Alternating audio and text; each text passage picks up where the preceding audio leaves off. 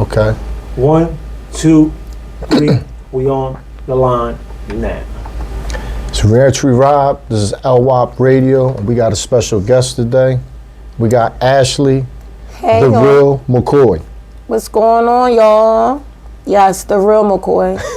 And we want to dive all the way into it. I think a lot of time for the viewers, for the listeners, when y'all come here, y'all hear the stories of individuals, most times males, that are incarcerated, they're serving life or they're serving death by incarceration. And what we try to do is highlight the injustice. We try to highlight those who are struggling with resources to get back in the courts, to get back out here to their families. But today we want to go ahead and hear one of the rawest stories you probably ever heard, because these stories don't get out.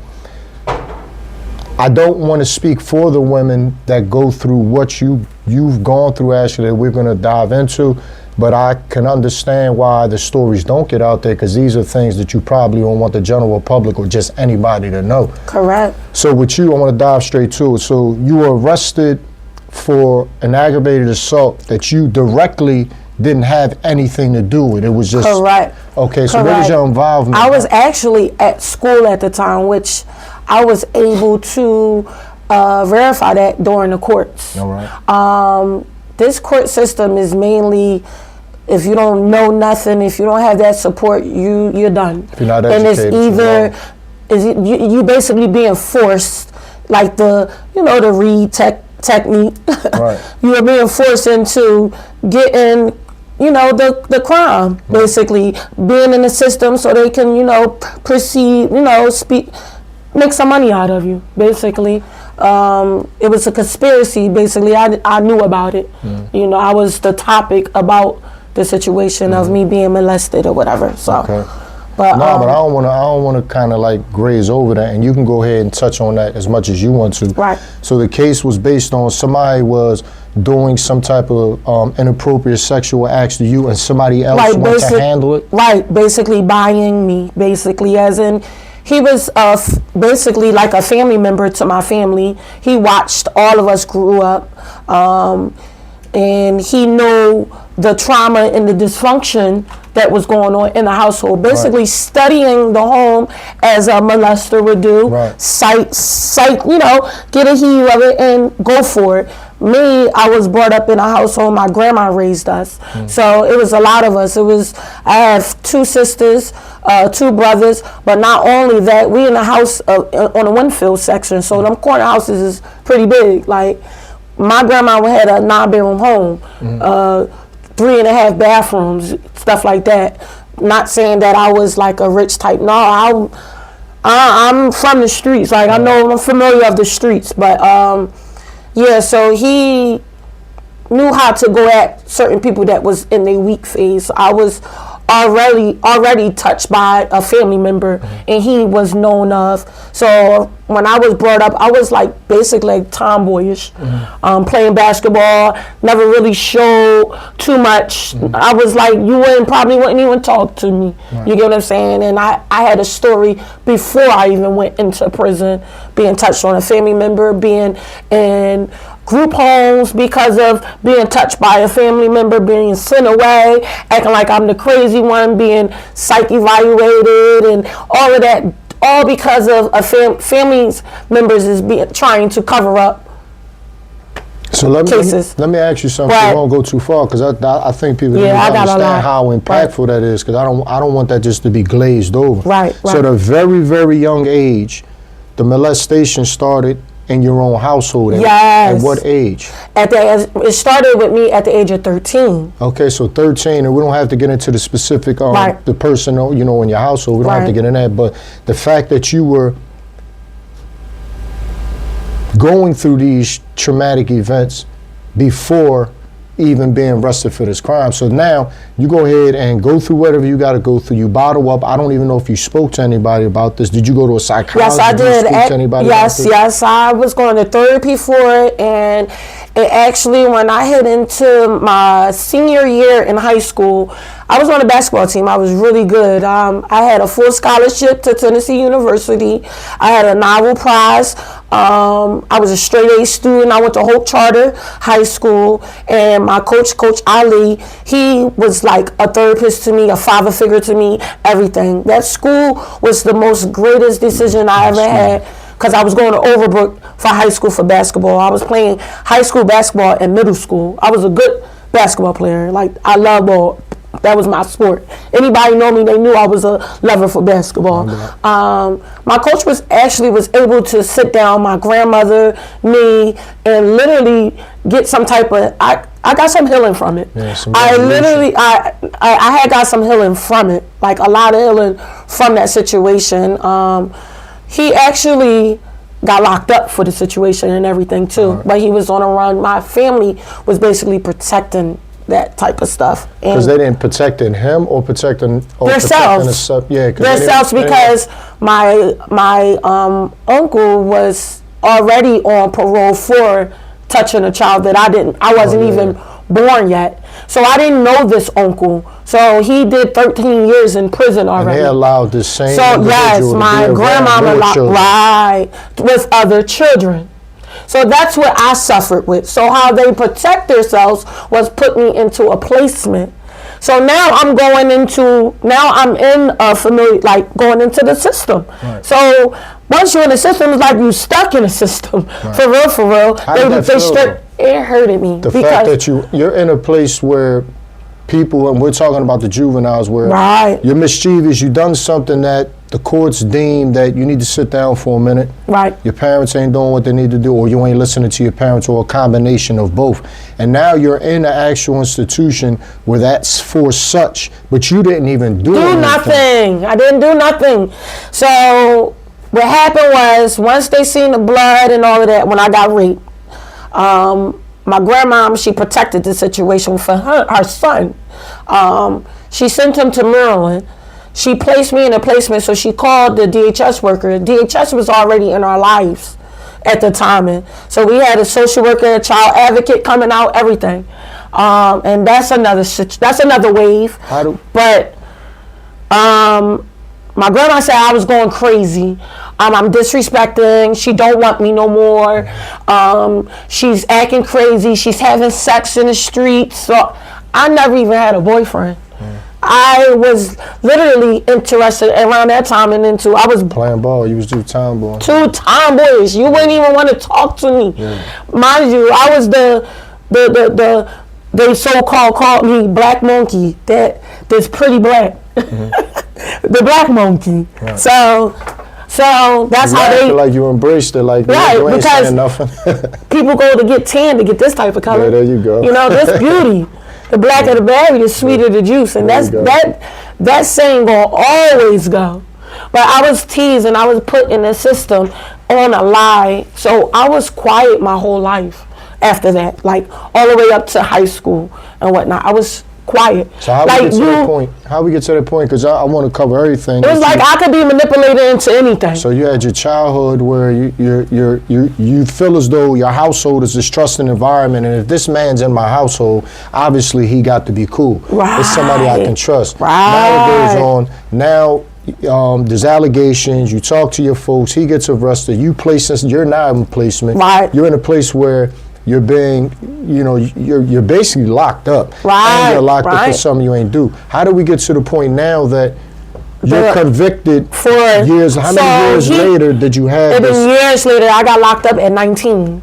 So this guy that I had caught this case with, he witnessed all of this. He knows everything. I was easily to be manipulated into. I got it ever since the touching of my uncle, the rape, and being in placement. I witnessed a lot of things in life. My behavior been changing. You couldn't tell me anything, and I was real quiet. So imagine being quiet and having a bad behavior as well. And then having male figures around you, that's around you that's older and you're. And I'm not gonna lie, and I'm gonna keep it real. I'm gonna keep it really real.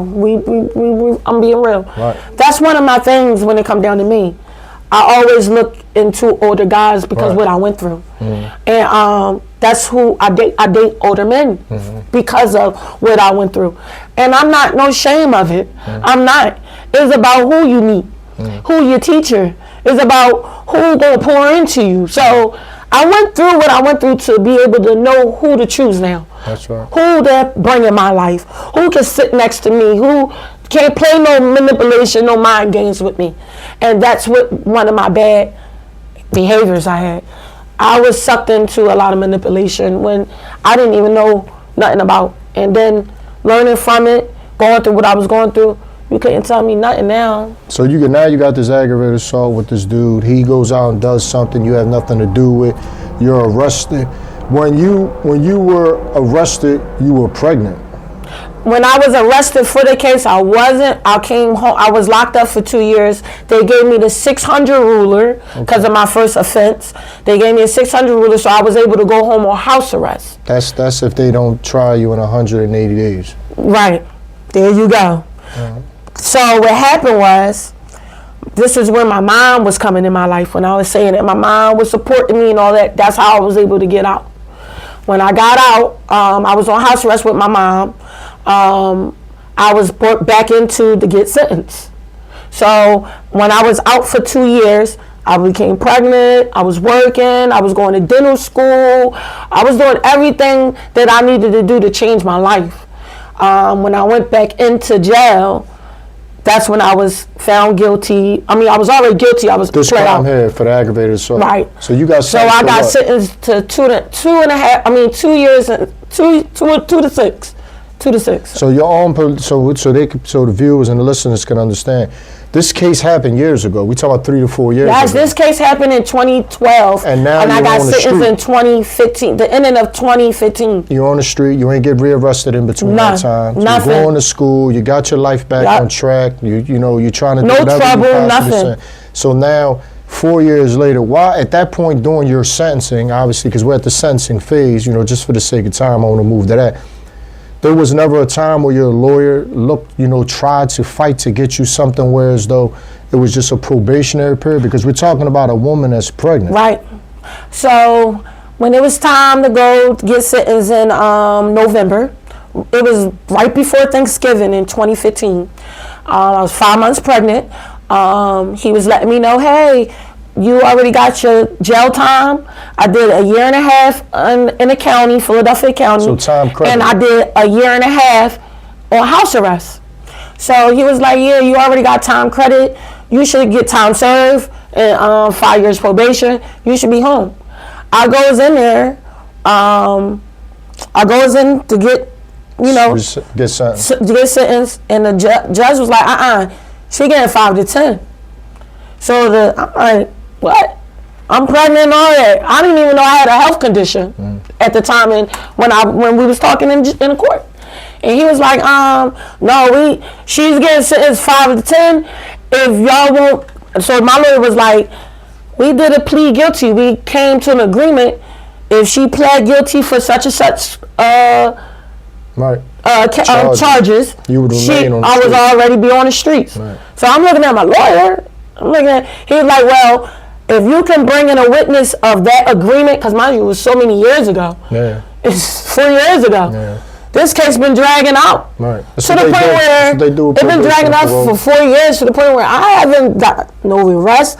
I came back with a shitload of positive background. Like, I wasn't even the same Ashley when I went in of how I was coming. Did you have your affairs in order? Because if you're what I mean by that, if you're being told by your lawyer, if I'm being told by a lawyer I'm not going to prison, then that means everything that I got going on the street, meaning my household, car, whatever else. Everything.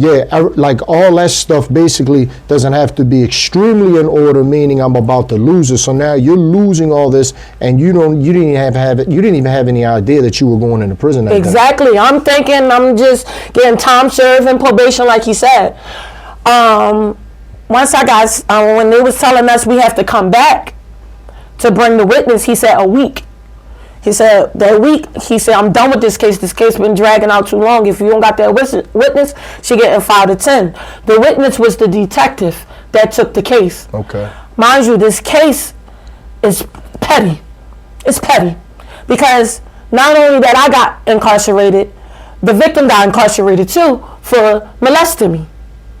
So he did get charged for, he been talking to me since 15, ever since I got raped. When I got in placement, came back home, I was 16 when I came back home. When I came back home, he was taking care of me. He was coming around, taking care of me. This is how the case happened. Right. So he was like, I'll take care of you. He was acting like he was supporting me, putting me in homes, giving me money for school, buying me clothes, everything. Right. But it wasn't easy. It wasn't he just taking care of me. It was something behind that too. I had to do things for him to take care of me. You get what I'm saying? We wasn't no relationship or none of that.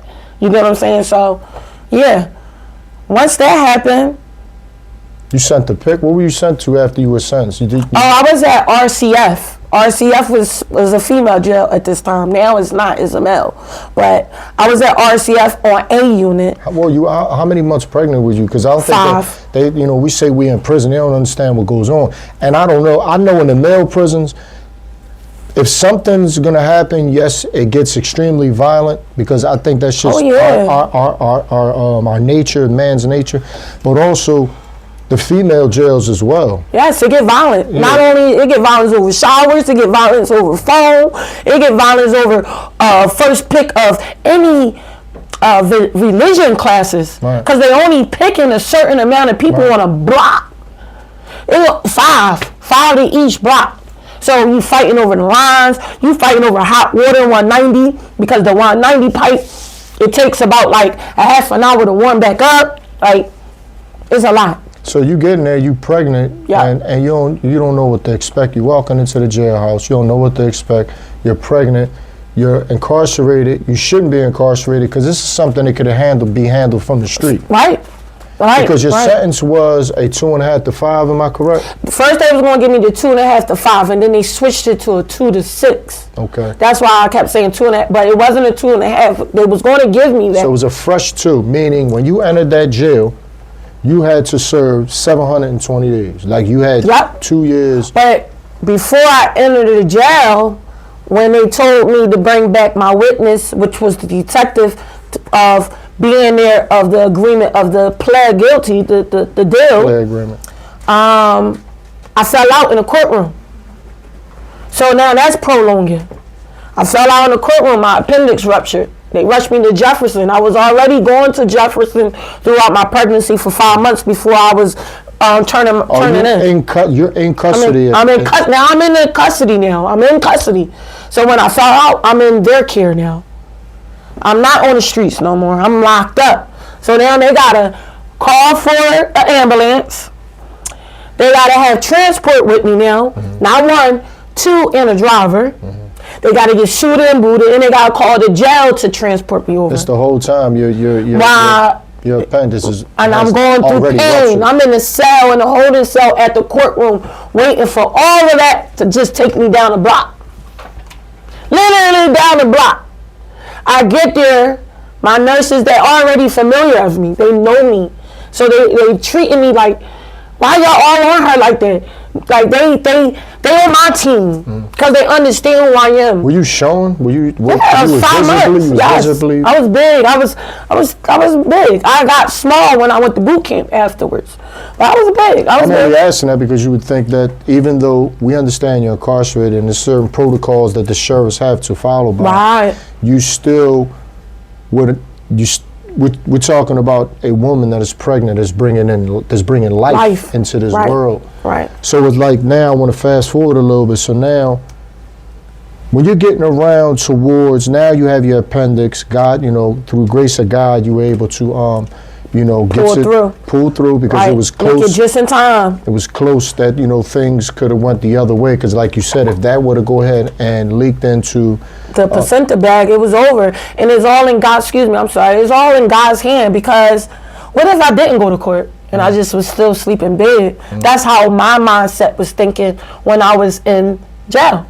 Thinking about all of that. I was able to think through of, damn, my life was in like this. It could have been like that.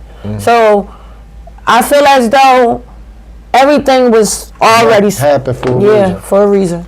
Yeah. So now you in it. Now you in it. When you got to close to giving birth, because I know that if you're in the world as a mother, you get to go back and forth to see a doctor. Right. They're talking to you. How are you doing? Are you eating Yep. well? Are you getting rest?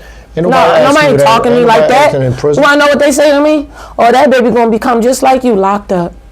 That's what the words, the COs and the nurses. Them nurses treated me like they didn't even want to touch me. So this is one. This is in a county going upstate. Right. County was different. Going upstate is different. Yes, they give you your visits and all of that, but when they look at you when you go into Geisinger Hospital, they looking at you like, another prisoner. How did you deal with that though? Because these are the moments as a mother, like as a man, as a family, like your support team, you're supposed to put the woman or the woman that's about to give birth, have her in the best state of mind. You want to make sure that she's comfortable, she's fed, she's taken care of, because what you take on, the baby takes on. Right. So now you're 9 months pregnant, you're about to give birth. How many times did you have to go back and forth to the hospital for this pregnancy? A lot. A whole lot. I was high risk. I had asthma. Mind you, my appendix ruptured, so they had to check on my womb, make sure no infections and everything like that. What happened in the county jail, so they taking up slacks of what's going on down there, up there. I feel as though the county jail shit me up quickly because of what I went through in the cells down there. But I went to the hospital, the doctor's appointment every week. So that was a lot, having to get shackled, to get transported, the waiting timing, just to see a doctor to see if how you feeling, how you okay, are you taking your meds. Just the long process is preparing myself to go to the doctor, and preparing myself to come back to the unit. Because they wake you up like 2:30 early in the morning, just to sit there the whole time. Yeah. To wait on transport. My appointment like 10 or 11 o'clock. Just to sit there in the infirmary the whole time to get transported. Was it ever a time where in prison, because they think, okay, yeah, just because she's pregnant, she might have not have went through nothing in the jailhouse. Tell them about that, like them women. Oh, they try you. Them women they try you. Pregnant in there. Yeah, and they try you in there too. They try you. They don't treat you no different. They don't treat you no different. They don't care. You gotta understand, people are in there for a reason. Some people are in there is innocent. Some people in there is all different types. You don't know what you walking into. Like, you really, it's the way how you process things. So you felt like a mama bear, like you had to protect your cub. Like, my cub, myself. Right. I had to think differently because it's not just only me. I understand what I went through before the year and a half in the county. Some of them girls going upstate too. You get what I'm saying? People that you gotta survive in there. Ain't no joke in there. You gotta survive. You gotta watch your backs at all time. When you getting in the shower, getting out, going in, all of that. What was that like though? Like also experiencing, like, because I want to get to the point where we get to your pregnancy, but the stuff that you have to witness during the time you're incarcerated, whether it be the COs treating you like shit, whether them not being able to get to your appointments on time, where you got chicks in there for real. They don't care about you being pregnant. Nope. Wait for the phone like everybody else. Wait for that shower like everybody else. Wait for your commissary. Like, so mentally, were you able to block all that out and be like, listen, it's about my child. I don't care what's going on around me. I got to go ahead and deal with this. How did you deal with that? Sometimes I can block it out. Sometimes. You can't just sit there and block all of that out. Because not only you got a celly too. So you can't block that shit out. Right. Like, you gotta, them CEOs upstate, they different. They chewing tobacco different. I mean, some of that shit spit in your face different. Where you was at? Muncie's, Canberra Springs? Yeah, Muncie. Yeah, Muncie. That's one of the oldest, for the, people don't know this, but that's probably the oldest female prison in Pennsylvania. Yeah, that's Muncie. They different. And quarantine is different when you get on the block. Quarantine, you 23 and 1. So 23 and 1, you dealing with 2 units, y'all processing, using the showers, phone. There ain't no timeout. What was your care? See, we spoke about the care, but what was the things that you need, toiletries, the things that I'm not you being need treated right. during your pregnancy? Did you have everything you needed for your pregnancy? If you ain't got no money, you don't got nothing. Like half of the stuff I had to buy on commissary because they hold in toilet tissue, pads, tampons. You only get like 7 of them. Pads, you get 4. That's by the state? That's by the state. Not out your money in commissary. That's just the state. Toilet tissue, they give you a roll every 2 weeks. 1 roll every 2 weeks. 1 roll every 2 weeks. So it's a roll a piece. From, mind you pregnant. You peeing most of the day. Right. You peeing. I'm pregnant. My system is totally different. I'm eating. And I went days without pads. When I wasn't pregnant, pads, all of that, using. Y'all don't stick together in there? Because I think we had a conversation off camera about just like your experience and my experience, and a topic came up of I think y'all dudes in there stick together, and me, you, and Swab was having a conversation, and it was no, there's pretty much no unity probably on no side. Right. And I think that's how the DOC wins. And what I mean by that, when I mean sticking together, it doesn't always have to be where it's some type of revolt where we're going against the institution. What we're saying is we stick together to get something done. So we don't have much time. I want to get to this, Ashley, because you got more to come. I know there's going to be many more episodes, but I want to get to this. I want to get this because we got 5 minutes left. I want to get to the point. You're giving birth now. You gave birth. That got to be super traumatic. Giving birth because you're handcuffed to the actual hospital bed. So now, labor pains. Most times when I was I was there when my daughter was born. I wasn't there when my son was born because I was incarcerated. But I was able to hold my kid's mother's hands.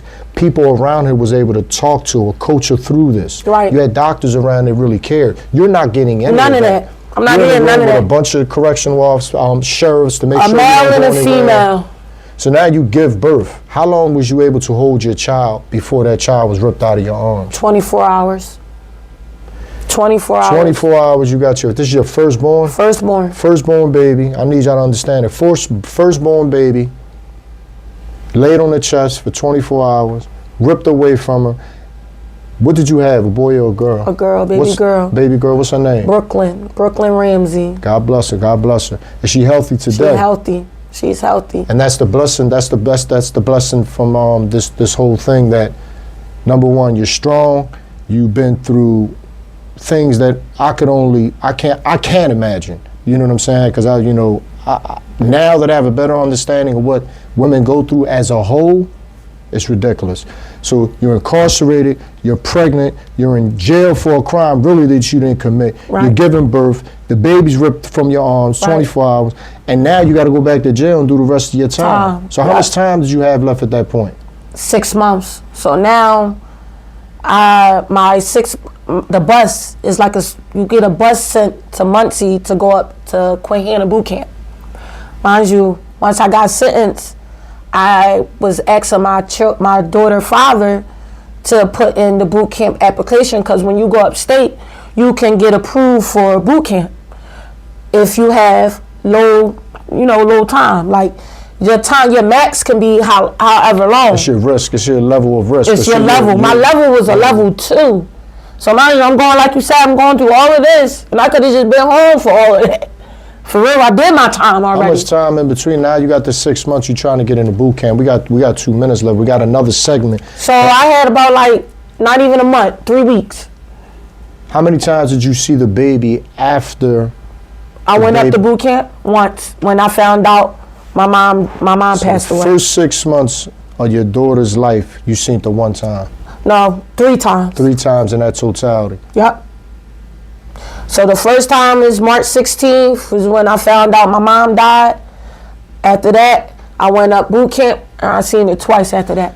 Listen, this is what we're going to do is there's going to be a part 2 to this. There's going to be a part 3 to this. We want to leave y'all off right where she going to come back and let you know She went into boot camp, y'all. She got her life together. The baby's healthy. The baby's with her. She beautiful. But she also want to tell you about her transformation and who she is today. Right. I want to thank you, you know what I mean, for Thank this you. episode. There's I many appreciate more you. to come. Thank you. I want to thank you, you know what I mean, your strength. I hope that the women, you know, and the men for that matter, is out here. If you can support her, if there's anything that you can do for any women that's incarcerated at Muncie, Canberra Springs, the county, you hear this story, Yes. you heard her story, reach out. This is LWOP Radio. Can you introduce yourself again to let everybody know who you Again, is? my name is Ashley McCory, and free to jails. Free to jails. How can people get at you? How can people Y'all can contact get you? me at Mecca McCoy. What's my Instagram name? Damn. Better know that. Damn. Mecca _ brownie _ brown skin _ the bone. You There heard you go. me? This is LWOP Radio. This is Ranch Rob. We not done. We not done with it, but we gonna end it right here. Y'all keep tuning in.